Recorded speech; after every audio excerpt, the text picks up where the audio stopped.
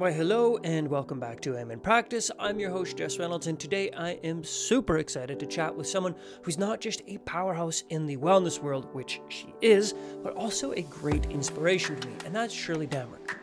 Now, Shirley is the heart and soul behind the Home of Wellbeing Wellness Center, and she focuses on virtually everything from therapeutic massage to oncology massage and everything in between. And one of my favorite parts of chatting with people on this podcast is learning about the diverse backgrounds that we all have.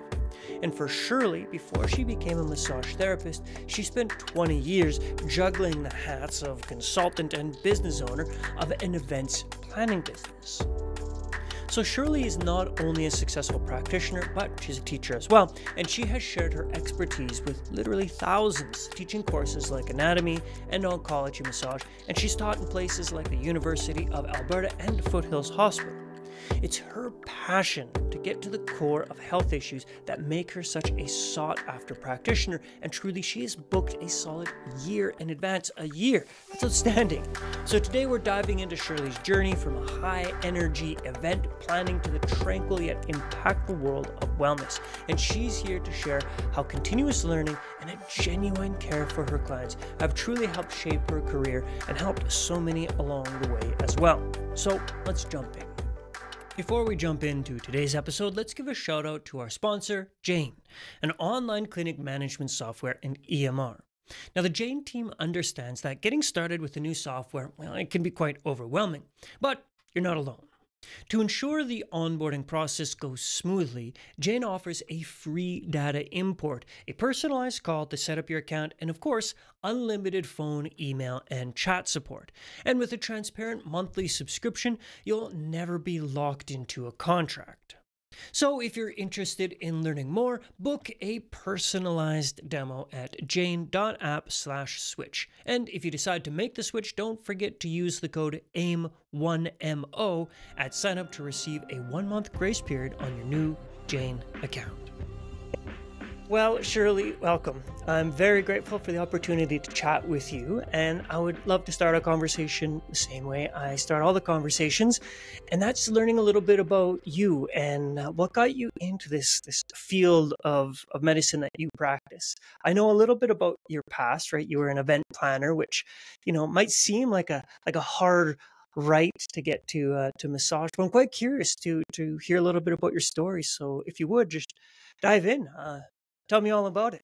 Yeah, super. Oh, thanks so much, Jess, for having me on. And so good to see you again. Like you said, we know each other a bit from working together in Calgary. But prior to that, like you say, I did a number of major events for many years. I have 20 years experience and more than that in the event industry, doing consulting and owning my own business in that realm. And I still do a bit of work in that field, but I worked for organizations like the Big Valley Jamboree and the Great Outdoors Comedy Festival and some really major concerts and conferences and events. And it does seem like a bit of well, not a bit, but a huge divergence to get into the wellness field. But I think honestly, like being in that realm was one of the huge impetus to put me into to a wellness field, because I really saw where working these crazy hours and like just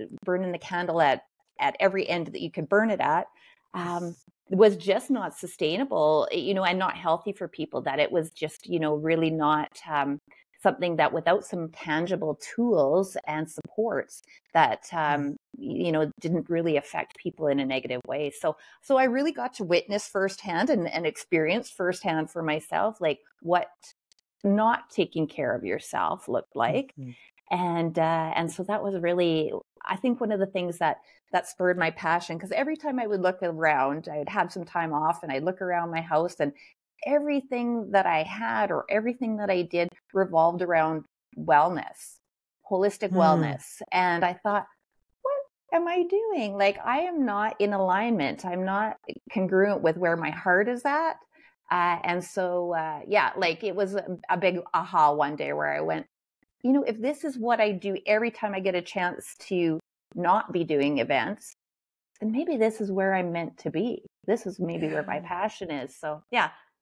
hmm That's super cool, actually. I really love hearing these stories because there's so many different things that bring people to this. But I'm actually quite curious if we could dig into that aha Hmm. moment for you. Hmm. One of the things you said that I found really really curious, and I really love to know more about it is so I've got this picture in my mind, and I could be totally wrong, but you finished a big event and you're kind of pooped out and tuckered, and you go into your house and you just look around, and there's this moment of realization where it's like the life I live in my home is not in alignment with the life that I've chosen to do for a career.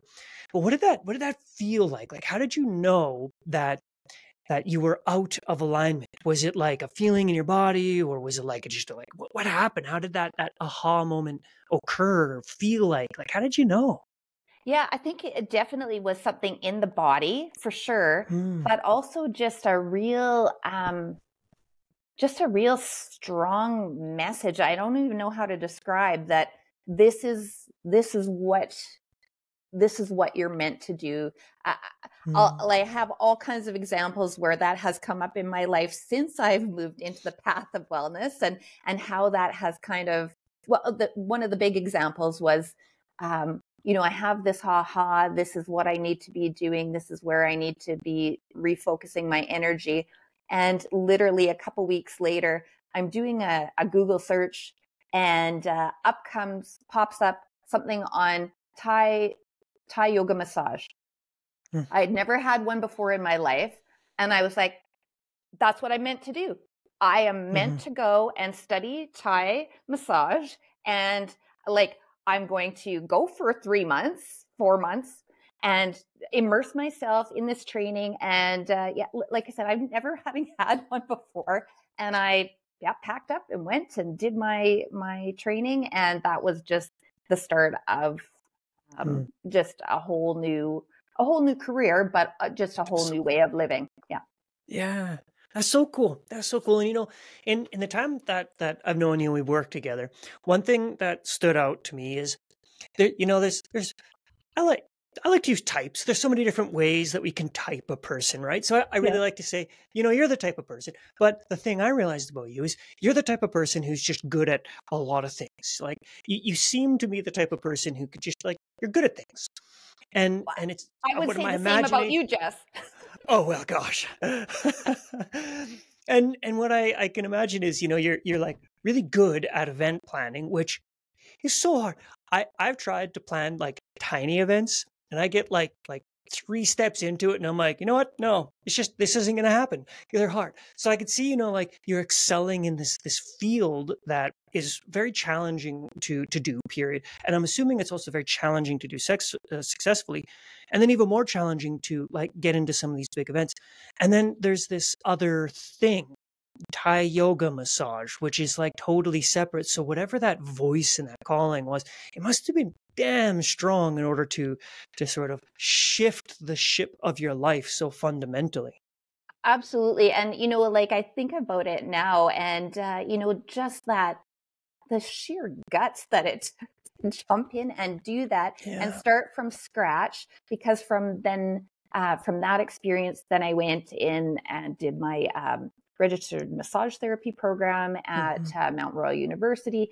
And I was literally starting from scratch in my Hmm. career again, and like very humbled, very, like Right. you're back at the beginning, where you've been on top of your industry, and now Hmm. you're the new kid on the block and starting over again. But Yeah.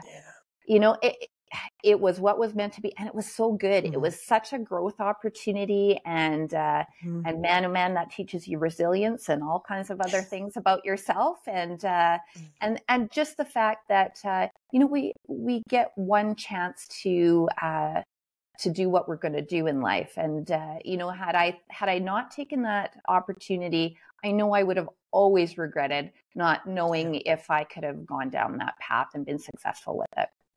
Yeah. I really, really appreciate what you just said about that. And that's actually a huge part about why I do what I do with the podcast and things like that is I'm so I find it so important for everybody, but I mean, my industry being wellness practitioners, to really take that message to heart, because Yeah. even within this industry, right? Like, you can go to school for massage therapy because, you know, you heard an ad, or you saw a somebody else doing it, and you get into massage therapy and you're like, this is what I should be doing, and you get this like message, and then you get into it and there's like that feeling like, is this it? So, I mean, taking the time to really know that it's so worth making those hard decisions, and Yeah. really like investigating every aspect of your psyche Yeah. and your soul in order to make sure that the thing you are doing really is in alignment, because then, man, Yeah. things happen big time. Magic happens. Absolutely. I 100% agree. And I love the word that magic that you use, because it really Hmm. is. It's, just all kinds of things have just, come my way and manifested themselves because there is alignment and flow there. Yeah. Well, let's talk about some of those things then. So Yeah. you've graduated, you are a massage therapist, and Mhm. I mean, we could go in multiple different directions. And I do want to, at some point in time, talk about the education world that you were in, Yeah. particularly when we met. But Yeah. where my curiosity is really lying right now is your current business, your wellness center. Oh, sure. So you and I haven't talked in quite some time, right? So last Yeah. time we talked, you were working in Calgary, and you didn't Yeah. have a wellness center. And now Yeah. here you are living in this tiny itty bitty, like, borderline hamlet, and you've Yes. got this successful wellness business with what, like seven different staff working with you? Or Yeah. I might be wrong on that. Like, No, that's right. so can Yeah. we talk about that journey? So what happened even? Like, how did you Oh get my gosh. there? Again, like, you know what, I have just come to trust that, what is meant to happen is going to happen. And so, Yeah. just before, March of 2020, and we all kind of know what Oh, happened in the good world in timing. March of 2020. Yeah. Um, I had moved back to this small town called Daysland, Alberta. And, I had moved back here because my dad was not well, and Mm. my family was just needing some more support around his growing care needs, right? And so I thought, well, currently at that time, March of 2020, I was booked for 30 weeks of teaching all across Canada. And I thought, well, it's close enough to the airport that it doesn't really matter like where I'm Yeah. living. I can be here, and when I'm home, I can support my family a little bit more, but I'm going to be on the road 30 weeks out of the year in 2020. Hmm. And that didn't happen. Of course. Yes. And so, then again, once I'm sitting here in a town of 800 people, having moved from Calgary, and I grew up here, so I'm familiar with the community and love the community. But I was for the first time in my life without work. I Yeah. couldn't Okay. do any events. I couldn't massage. I couldn't teach. And I thought, Hmm. hold on. Yeah. Now what? Right. And Right. so through a lot of meditation, a lot of walks out in nature, a lot of deep breathing and going, oh, Hmm. look, what? There's still a roof over my head. The sun is still shining. There's still everything is still okay, even though this huge component of who I identified as a productive worker is gone. Hmm. So once again, I really got to sit down and go, okay, what's important? What do I want to focus on? What am I going to do? And the idea of this wellness center, it didn't matter, town of Daysland, this is where I'm going to develop a little wellness center. And so as soon as the thought came into my mind, I said, yes, that is going to happen. I would like this location, and I had a particular location in mind, but there was another lady that was running a business, very successful business in it. And she's been in or had been in that building for 8 years. And I thought, well, that would be the location. If I wanted to do it, that would be it. But, we'll just, the universe will provide something, the right thing, right? Hmm. I'm not joking, Jess. A couple months later, after I had put that out there, the lady phones me up out of the blue. She's a dear friend of mine and is my landlord now. She phoned me up and said, hey, you know, I'm just wondering if you might be ever interested in renting the space that my business is in. I'm looking at buying the building next door so that I can expand my business.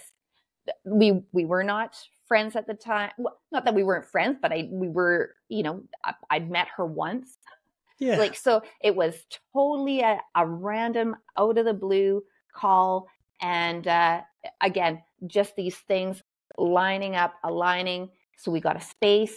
I've had practitioners just come to me sort of in that same sort of serendipitous sort of fashion. And we've grown exponentially in the 3 years that we've been open here. I'm booked out personally. I'm booked out till the end of December of 2024. Booked solid. Yeah, and our practitioners are just full. So we have expansion plans. Looking at a new facility.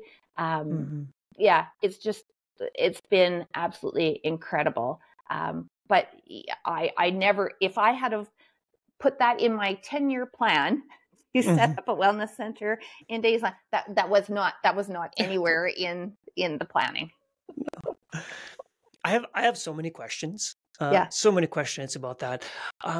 But one of the things I would like to start with is, so I grew up in a small town as well, and my family lives in a small town relatively close to where you are, you know, like somewhere between 600 and 800 people. And like businesses, they don't survive for long, other than like bars and grocery stores and maybe one corner store, and of course liquor stores. Right? Like small town businesses, it can be pretty rough, right? Yeah. So that's true. And then not only that, but a wellness center in general, even in a location with a relatively large population, they can be quite hard to sustain, let alone in any type of rural place. So how does it work? Like where do your clients come from? How have you managed to build a business where you and 7 other practitioners are booked out so far in advance with such a tiny little population? Yeah, so like about 40% of our people come from within a 25-kilometer radius of Daysland. So we have amazing local support, like wonderful. But we have more clients in our client base than there are people in the town of Daysland. So, yeah, so we have currently, I think, about 1,400 clients in our database, and there's only 800 people in our town. So we draw about 60% of our people from at least 100-kilometer radius of our center. So they'll drive past and from larger centers to come and visit us. I think part of it is, like a big part of it, is that our practitioners are really educational focused. And by that, I mean, they really try and empower the clients. So we really look at root causes. We really, really listen well to our clients and try and educate them. And I mean, this speaks to kind of your passion in massage therapy too, Jess, is to, like do those assessments, figure out what's going on, and giving them tools to be able to help themselves, right? And so I think that's been a huge part of our success, is that it's a tremendous word of mouth for sure within our community. I think there was really a void for sure that's contributed to our success. And I think that I'm pretty good at what I do. So I think that has contributed to it too. Right. Yeah. I mean, I think that's such an important thing. And this is another thing that I really talk about often. And quite frankly, where my entire education company is going is understanding it's like the technical aspect of what a practitioner does, being a massage therapist, an acupuncturist, physio, naturopath, whatever. The technical aspect, like you have to be good. And there's only so much training one can do in order to improve their technical skill. Because it's like if you keep adding more and more tools to the toolbox, that doesn't actually make you any good at using the tools. Yeah. So you're really good at what you do. And I find this somewhat difficult to articulate, but it's like, that's not all that's required for success. Quite frankly, I think that's like a fairly minimal Yeah. part of the success. When you described one of the things that has led to your success, it wasn't, I've got 7 or 8, including you. There's 8 really skilled practitioners that give one hell of a massage. No, it Yeah. was education and empowerment. Yeah. So could you dig into that a little bit more about, like, what do you think makes not just your wellness center, but each one of your practitioners so successful? Yeah, well, I think it's that passion around like that continuous, that lifelong learning, and really being Mm, curious about, like you say, building skills, but understanding, how it all connects, and understanding mm, that we are more than just parts. We're not mechanics when we're going in there. That there are so mhm, many other components that are involved, and really trying to make sure that we're in balance so that we're hearing what the client is saying well, yeah. maybe being able to Ooh. support them with other resources, whether it's and I'm just going to throw in a shameless plug here. Maybe they don't need a deep tissue massage. Maybe they could benefit more from mindful meditation type of massage, or Yeah. there's some really really important Yeah. components for our practitioners to be able to serve our clients. They have to really be grounded and walking the talk, right? And so I Yeah. think that's Yeah. been a big part too. Yeah. Yeah. Yeah. I mean, I thoroughly agree with everything you say. I think the technical skills matter, but there are so many other things that lead to a successful practitioner. I mean, one of my favorite things you said is making sure that you, as the practitioner, are in balance, and you're doing your own work and walking the Yeah. talk. Um, Now, what type of practitioners do you have? Is it just massage therapists? I'm pretty sure I saw on your website you have more than just massage therapists. So, what all do you have as far as Yeah. modalities? Yeah, so we've got osteopathy, we've got Okay. cranial sacral, we do all types of massage, including like the Thai massage I mentioned and the meditation massages. We also have a foot care nurse. We have a pedicurist, manicurist, somebody who Okay. offers Indian head massage. So we have a pretty good variety for a small community, and we've actually been Okay. really fortunate to have come across a wonderful new collaborator last year.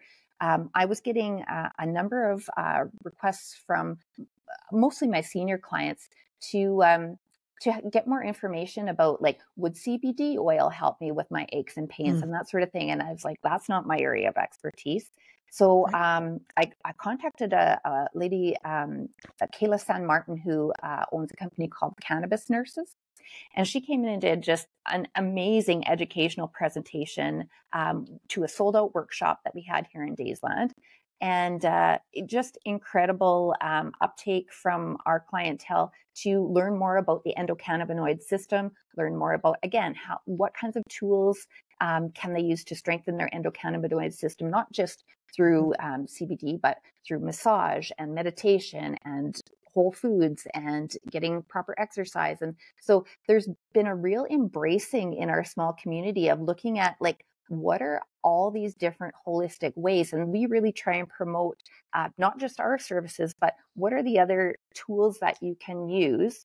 You know, we've got a couple of great medical centers here in town. Mm. We've got all kinds of mental health resources in our region. And so we really cross promote. We actually did a project which was featuring like a number of, if you can see it, we did a Mhm. wellness guide for all of the wellness services Cool. within our county. And we kind of spearheaded that project because we really wanted people to know what resources were out there. I think part of the time that these small businesses fail in communities is that people don't know about the products or services they have to Right. offer. So we really are committed to collaborating with other businesses, helping them succeed, because it helps Mhm. us all in small communities. Right. Right. From there, I'm thinking what would be nice to talk about is like, if you were to start again, Hmm. or perhaps another way of looking at it, it would be if somebody were to come to you and be like, "Hey, Shirley, I want to start a wellness center. Yeah. what would you tell them, or what would you tell yourself, or what would you do different if you were to start again, either in a small little community like Mhm. you are, or a bigger center? Yeah, what would you say for that? Okay, the number one thing I would say is, first of all, start with a system, like a management system. I think so many of us, even if we've had training in business school or some experience in the business world, we have this kind of like high level understanding of what business is and what it means to Hmm. be successful in business. But like drilling down on the detail of what makes a successful business is not something from my experience that is ever really taught, right? And how to really know all the aspects of your business so that you are running the business not running you, Hmm. right? Hmm. And Yeah. so I think my best advice, and that's one of my kind of areas of focus for this year, is really honing in on my systems. And I'm going through a program called the Entrepreneurial Operating System, or EOS. And it's a system where you get really clear on your vision. That helps you make better decisions about your people and your processes and your finances and your strategies and all of that. And I'm doing that in combination with another program that I started last year, which I cannot speak highly enough about. It's called Nail the Numbers. And I think that is the key to business success, is that you actually have to know where every penny is going in and out. And you think you do as a business owner, but there's a lot of information. Like if you don't have the data and you're not looking at the data, Yeah. in a coordinated and organized and regular way, it's really easy to get, just being busier doesn't necessarily mean that you're making more money. Sometimes Hmm. you're making less money by being busier. So you Yeah. really have to dial in on that component of it. So for me, I think spending more time on that at the beginning of starting the wellness center, instead of just jumping, we jumped in and opened the doors because we wanted to be open before we got shut down again by COVID. Right. So Hmm. maybe there were some decisions that maybe weren't as smart as they could have or should have been, but you know that's all a part of the learning process too. So Yeah. One thing that strikes me though is when you started Home of Wellbeing, and I'd love to talk about the title in a moment, but when you started yeah, it, you went into it as somebody who's already owned a business. And what I really appreciated what you had to say. If you're going to start a wellness center, start with the management system, start yeah, with the understanding finances, start with these things. And I love that. Like you say that, and I'm like, yes, that sound like for sure, because I have an interest in that. yeah. But I've talked to other wellness center owners, and they're the all I want to do is I just want to help people. So I think if I were to add something to what you had Mm-hmm. to say, and I don't want to bogart it or change it in any way, Yeah. I think like I would say step one, get a system, and then step two, see what it feels like to know that this is going to be a big part of your life, is spending Oh, time with systems, spending time with numbers, spending time not working directly with people, because a successful wellness business requires good practitioners and it requires the inner work and yeah. all the things, but it also requires one hell of a lot of time being a business person. Yes, absolutely. Well, and I think Hmm. like I think in hindsight I probably couldn't have built it to what it is without like going all in on the practitioner side first and then going back and going, "Oh yeah, but this is a business." So we Right, right, right. have to work on that. So because, Hmm. like the being providing that service and helping our clients and providing um that help and assistance couldn't have happened without actually being a Yeah. practitioner in it, right? Like Hmm. so, and Yeah. for me, living that, like really embodying what I was trying to do. Um, Hmm. yeah. So no, Yeah. I think that's a great point. Yeah. Yeah. That's such a balance. There's like three different things that I think you just described that all end up having to be balanced. There's the business owner aspect, which it's hard. It's hard to own a business. I mean, if it's just you as a wellness practitioner, massage therapist, and you've got a spare room in the house, it's like, it's okay. It's not that hard. The Yeah. expenses pretty minimal. But as soon as you actually open the doors of a brick and mortar, like, oh, it's massive. So there's that. It's like, you're this person. And then over here, you're also the person who's dedicated their life to helping others, to whatever modality it is that you practice. In your case, massage therapy. So you're business owner, you're a massage therapist. And then there's this third ball that's in the air that I think is so important to acknowledge as well. And that's the person that requires the healing, right? The person who is practicing what they preach and trying to stay healthy and being in this wellness industry, in my opinion, might be an unpopular opinion, is there's almost an obligation to be what you talk about, to be wellness, right? So Absolutely. balancing these three different things can be really challenging. And I don't know if it's for everybody. I think some people are like, I just want to be two of those. Yeah. But you are that third piece too, because right, as you're trying to be that being who's trying to make sure that you're doing your own healing and doing your own work, you're also a parent perhaps, or Right. the child of an aging parent who needs care needs. You're a friend, you're a partner perhaps. Like you have all of these other demands on you as a human as well, while you're trying to, like be your best and, meditate every day and do all the things that, you hope will bring you into alignment and make you a better practitioner and a better person. But yeah, there's a lot of balls in the air for sure. How do you do it then? How do you, as a person, you've got this very successful wellness practice. You seem to be fit and healthy. You've got a family, right? Your son, like there's a lot of things. So what do you do to make sure that you can keep doing this every single day? Yeah. So I've developed some non-negotiables for myself, and I'm not perfect either. Like, I say non-negotiable, but one of them that is non-negotiable for me is like every single day for almost 6 years, I meditate.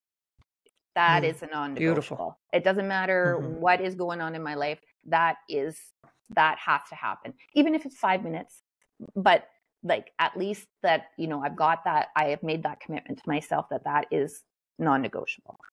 A couple of other things that are really important to me is I need to go for a good walk, hopefully out in nature, at least for 30 minutes a day. That's extremely important to me. And a little bit of yoga or stretching every evening. So I do an evening stretch, and then I'll do a meditation before I go to bed. And that kind of winds that brain down, because like you said, all those balls in the air, I've had to find practices to shut it off so that you can rest and recharge and get ready for the next day. And I really try to make nutrition and whole foods a really big, important part of my diet, because it's what you put in, you get out. And so those are my kind of strongholds for me to be able to keep doing what I'm doing. Yeah. And get enough sleep. Yeah.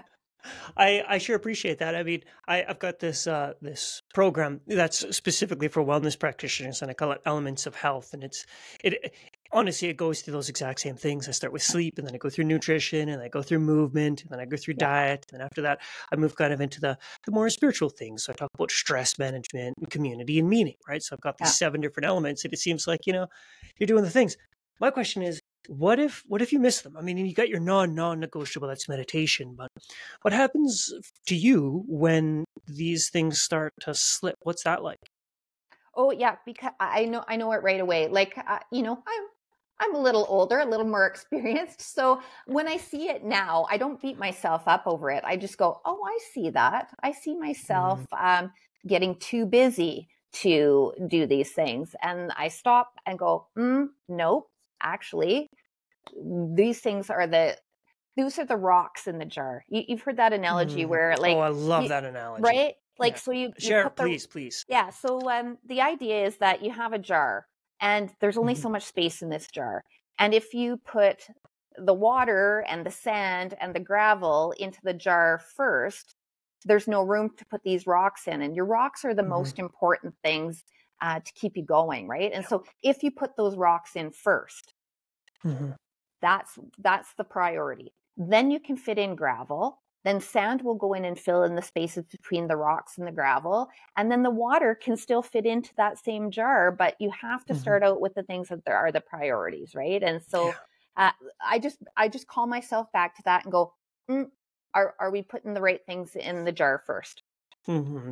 Yeah. Yeah. No, I appreciate that, and I think that's also something that just comes with having the order wrong for long enough or enough times, Yep. that's just like, no, Yeah. there's just it is actually like legitimately a non-negotiable. You don't even think Yeah. about it. It's, of course Yeah. I'm going to be doing these things. There's no Yeah. if I don't, then it's like, well, I'm Yeah. going to do them. Yeah. So, let's talk a little bit about, if it's okay with you, about oncology massage, because I know that Hmm. that has been. I don't know if it's still a part, but I know that Yes. historically in your life, that's been a pretty significant part of what you've done. So, tell me a bit about your approach to oncology massage. What got you into it? Things like that. Yeah, I mean, a passion, like a very strong, it's a specialization that I've done. I went, let's backtrack it and like why oncology massage. I actually got into it, and I was kind of freshly out of school, and a good friend of mine who I actually got to see this weekend, her dad was diagnosed with cancer, and it was stage 4, and it was very sudden. He was 77 years old and had never been in the hospital one day in his life, not even born in a hospital. And all of a Mm, sudden, he was diagnosed with stage 4 cancer. So it was pretty traumatic for them, yeah. and the family, and everybody that loved and cared about him. And so the family, and I was very honored, contacted me and asked if I would come and work with him. And I was very nervous about Mm, going to do it. Like, I, of course, said, yes, I'm going to do it, but not having had experience in that realm, but knowing that as a friend, as somebody who cared very much about this family, that yes, I was going to go and do it.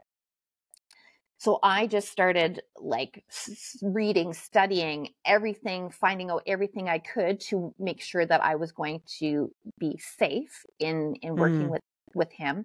And so through that journey, I ended up taking a specialization course in Atlanta, Georgia, with a company called Tracy Walton and Associates, and that was a certification in oncology massage. And I just fell in love with it. I was very privileged to work with not only Tracy, who's a founder in the field of oncology massage, but also study with Gail McDonald, and also another pioneer in the field who's written a wonderful book called Medicine Hands. So a mm, fantastic resource for oncology massage. But that I had just kind of finished. Getting my certifications in oncology massage when my own partner was diagnosed with stage 4 cancer. oh. And so, it became, I became absolutely immersed in the world of oncology and palliative and hospice care massage, because that was what was being put in front of me. And Hmm. I came to love it so much. I've been so Mm, honored. And even as recent as about a month ago, I was privileged to be able to work with a lady in her last week of life, and she was one of the last things that she requested was a massage. And so that's powerful stuff, I'll tell you, to be able yeah. to be with somebody at that end stage of life, and to know how much you're serving your purpose, like as a human being, as a practitioner. um, I get kind of emotional around it because it is just such a Hmm. passion for me. So, yeah, love working with that population. I have a number of oncology clients here at our facility, um, and also am working on kind of revamping some of my courses for both online and in person. Looking at doing some teaching at a convention here in the fall. Um, Hmm. but around that also, we're looking at doing a research project in the next year Wow. around oncology massage, And so, yeah, I'm super excited about all of that. And yeah. Mm-hmm. It's a pretty interesting niche. I think there's likely a number of people who are interested in getting into it, but maybe a little scared or apprehensive. Fair enough, right?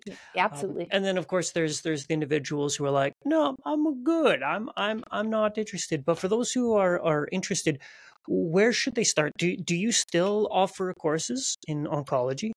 Yeah, like I say, I'm going to be offering a course in the Okay. fall. Okay. So I don't have full details on that yet. So Hmm. I'm best not say exactly, but yeah, Yeah. it's scheduled for October of Okay. 2024. And I think if somebody were considering, we're going to do with this organization I'm working with, we're going to do a bit of introductory, like just is this for you kind of thing. Hmm. So, I think that's an important piece. But if somebody were considering oncology massage, I say one of the first things you want to think about is, how are you with your own mortality? How are you with dealing with end of life for somebody? It's big and heavy stuff. It's, you're not going into the massage and saying, how are you doing today? It's Yeah. those are some big and heavy conversations sometimes that your client will have with you, or you know and not to gross any any listeners out, but your client might be vomiting while Yeah. you're in treatments, and you're needing to work with them around that because they're dealing with the Yeah. after effects of chemo or whatever they're dealing with, right? So um, it it takes a special person, and Hmm. if you're not inclined to do it, that's not a negative. It's just not, it's not where you're at. And I have to be Hmm. honest, I don't think, I know for sure, not that I don't think, I know for sure that I would not have been able to be a good oncology massage therapist in my 20s. Hmm. I feel like I had to Hmm. have some life experience, some, life, a little bit of lessons from the school of hard knocks, and been Yeah. through some things and seen some things to be able to have that, I don't know, grit to be Yeah. able to deal with that. Yeah. Hmm. Yeah, I mean that makes sense. The question Yeah. that you proposed is, how are you with your own mortality? I mean, Yeah. come on, that's a huge question, Pretty and big piece. I believe, yeah, yeah, I think one that many phenomenal philosophical books have been written on that, right? Denial of Death, Ernst Becker, just that book. It's a life Yeah. changer because it really genuinely makes you sit down and confront this idea of mortality, and Yeah. it's so cool to me that there's a career like massage therapy with Hmm. a relatively low bar to enter, right? Like the barrier to entry is relatively low, Hmm. and yet the responsibility can be quite significant. Like to be Enormous. one of the people who's being called upon the last week of somebody's life, like that's huge. And what an honor. Yeah. And how much Total responsibility. honor. So cool. Yeah. Yeah. Yeah. Yeah. Hmm. So was that what you were scheduled 30 weeks before COVID? Were you scheduled 30 weeks teaching oncology? Was that what that whole Yeah, thing was some about? oncology Yeah. and some other massage therapy courses. Yeah, so like Okay. that. Yeah, yeah, I was supposed to be supposed to be teaching Okay. oncology massage all across Canada. Yeah, and that didn't Yeah. happen. So All right. So you kind of teach. You've got a wellness center. What's next? We talked a little bit about you might be doing some teaching in the fall, and I just want to, for anybody listening, if by the time this episode comes out, there's more information, you could just check the show notes, and there'll be more info about that if it's available. But other than that, what's next for your clinic or for you? What's down the Mhm. pipeline? So right now we're working on a really exciting project. We right before Christmas, and again, these stars just kind of fell into place and aligned, and we were asked to do a presentation to our regional economic development board, and asked on behalf of our community. So we went in and talked about the growth of our wellness center and how wellness affects every sector of the economy, and that having well citizens makes for a well community. And did this great presentation on what our plans for expansion were. And that was, I believe, at the end of November. And from that, we were asked to come and do a presentation to our county. And from that, another presentation evolved where we helped to spearhead an application from our community for the Small Communities Grant Program. So that grant got submitted just over the Christmas break for resources for our community to position itself as a wellness hub, a regional wellness hub. And so to provide some resources to businesses and facilities to help level up and get some additional marketing to market our region as a wellness center. And as part of that, from my own perspective as a business owner, is to level up my game. We've been approached by some investors to be able to find a bigger facility and expand our wellness center and add some offerings and perhaps even some accommodation for our wellness center. And so that's a major focus for us for this year. That's huge. That's huge. Yes. Can we imagine, like, just let's imagine that the grants come in and it's just like, you get blank check type of grant. What do you do then? Like the vision that you're painting seems so beautiful, but I'd really love to know, like, if Shirley got a big old blank check to do anything that you wanted to, what is it? What would you do? Yeah, so that wellness center, I have a pretty clear vision of what that's going to look like, and so that we would be able to increase the number of practitioners that are providing services, but also have classroom space, have space for people to have the experience of connecting with nature, and whether that be through a medicinal herb garden or whatever that looks like, but really doing some forest bathing or really connecting with nature, because that one is a special near and dear one to my heart. And I think that, I've read all kinds of books. Jess, you would like this one. It's called Biophilia. And it talks about the connection of humans and the natural world. But in one of the things they talk about, there's many research studies that have been done around it, that being in nature can increase, even for 48 hours, can increase your immune response by 40%. So to me, that's a huge component of that, what that wellness center would look like. And, to have the accommodation to be able to have people come and stay, and maybe it is a whole family that comes. There's somebody that's going through cancer treatments, and the whole family can come and take classes around meditation or nutrition or stress management or whatever that looks like, but in this nice holistic setting that is really a true wellness center that would provide more amenities and facilities to just expand the vision of helping out our community. Right.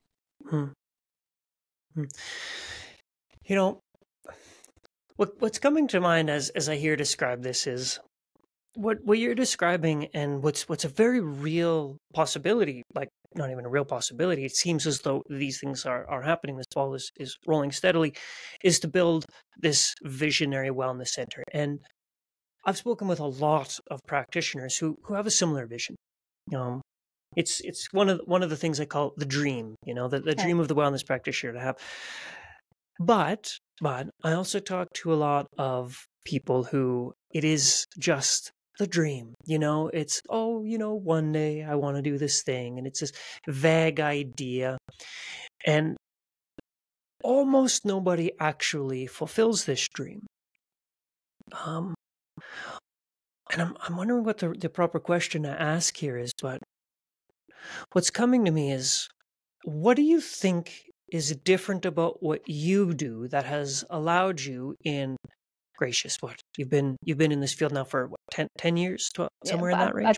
Dozen-ish. Yeah. Dozen-ish. So in 12 years, what do you think has is different about what you do in your approach that has allowed you to actually fulfill this dream in a way that you're actually getting sponsored and paid and grants to do so? Well, I think a lot of it has to do with life experience. All of those Mm-hmm. things that I did in the event planning business.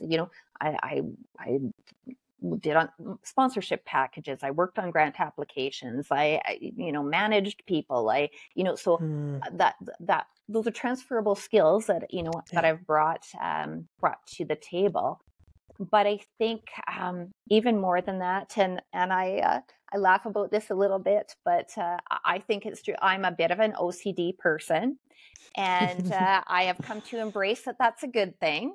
And so part of that OCD is needing to plan and schedule and goal set and checklist, and by doing that, like actually writing these things down as goals, as to-do items, and keeping a commitment to actually following through on the things that you want. Like, it's funny, like action comes from actually doing something, right? Like, or success comes from actually doing the action, right? Like, it's and I think that part of it, from being an event planner and having those checklists and doing those to-dos and having those timelines and knowing that, if you don't hit this mark, that thing's not going to happen. I think that's been really a huge part of being able to move the ball forward. Yeah. Yeah. I mean, that makes sense. Another one of the things I so appreciate about our industry is how for a massive percentage of us, wellness is our third or fourth or second, but it's oftentimes it's not our first full career. So we bring to it something else. I mean, my background completely in trades, and I cannot describe how grateful I am that I spend my entire pre-wellness life in the trades, and the information that I bring to my practice from what I did before is absolutely invaluable. And I think that might be a very important thing for people listening to understand. It's like whatever you did before wellness, it really helps. And it's one of the things that would make you as a practitioner so special and unique. And as you're describing that, I'm thinking, okay, that's really awesome. That I don't know if it's your astrological sign or what it is that has led to you being the type of person who is so amazing at setting and accomplishing goals. But I think another super important part is the team. Yes. Like there's recently I've had this really great opportunity to spend some time with a group of people who have they just started a non-for-profit. I shouldn't say just started. They started it probably 8 years ago, but it's like actually just starting to go because it's a whole bunch of people who want nothing more than just to help. And it's like nobody in this group has goal setting or project management skills or things like that. Then I come along and I'm like, give me a spreadsheet. Like I'll stay up all night just spreadsheeting because I love it, And they're looking at me like, what's wrong with you? You just want, I'm like, seriously, I will organize things.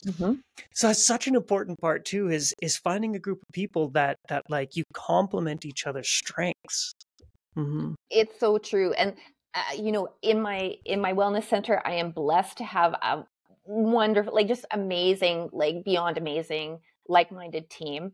But I also find it in, still the events that I do, like I've worked with some of these people for 20 years and we just we just click, we just get each other. We just like, everybody's got their strengths and we play to these strengths and for sure. And surrounding yourself with, like-minded individuals, people that are visionaries, people who are, positive in their approach to life, that are always curious, wanting to grow, whatever that looks like. I think those are huge components to, for sure. I'm such a big fan of play to your strengths. Like if you acknowledge the things you're not good at, and it's always good, to learn and do the things that you're not good at. Yeah. But when it comes to fulfillment in life, like that soul felt fulfillment, it comes from knowing what you're good at and then doing that. Yes. Yeah. And it seems so simple, but it requires a hell of a lot of self-esteem and self-confidence, to be the type of person who's like, hey, listen, I really just love spreadsheets. Yeah. Like 10 years ago, the group that I was with, it would be like, you're such blah, blah, blah, name calling, right? Yeah. So it requires a lot to sit down and be like, this is the thing that energizes me and it feels good to do. And this thing that I love to do, it's important and it is useful. I just need to find the people in which that thing I love to do is so useful. Yeah. This is who I am, and I love it and I own it, right? Yeah, exactly. Yeah. That's beautiful. Yeah. And I think, there's about a million different directions we could go, and I still have 1,000 unanswered questions, but I think that's a really lovely place to tie a little bow on our conversation. Okay, perfect. Is there anything else you would like to add or talk about, or anything that you wish we would discuss that we missed? No, but I just I wanted to pop this in because I think you would get a laugh out of it, Jess. This is only my second podcast I've ever done. I actually stepped outside of my comfort zone last year, did my first one, but I ended up doing it in a little vintage trailer that I am restoring. And I thought of you when I was in there because I thought, because I remember you building your own trailer, Jess. I did, yeah. So just talking, bringing back full circle, being good at lots of things, you also are wonderful at lots of things. I'm just so glad to have had the opportunity to talk to you today, and I'm curious to find out more about the new courses that you're launching. I know that there's a bunch of new stuff coming down the pipe, so I'm particularly interested in your Relax the Brain program, and that's gonna be a good one. Yeah, for sure. Awesome. Well, we'll put all of your contact information, your website, things like that, for people to get in touch if they would like to. And with that being said, I'm very grateful for the time that we shared today. Likewise, Jess. Take care. All right. Thank you.